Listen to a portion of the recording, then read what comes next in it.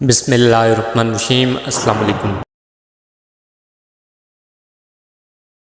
कुछ दिलचस्प मालूमात। बंदर जुगनू के करीब नहीं जाते क्योंकि वो उन्हें आग का शोला समझते हैं। नंबर 2, कुत्ते को जिस्म की बजाय ज़बान पर पसीना आता है, कुत्ते को घी हजम नहीं होता।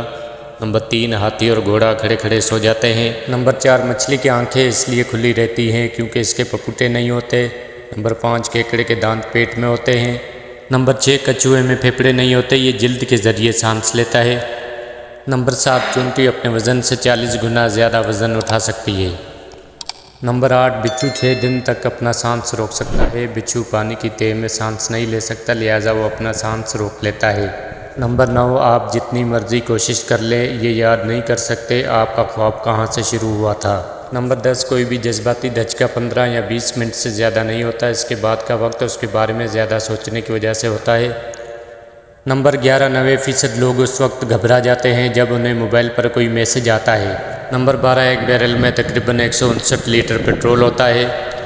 नंबर 13, मक्खी एक सेकंड में 32 मरतबा अपने पर हिलाती है।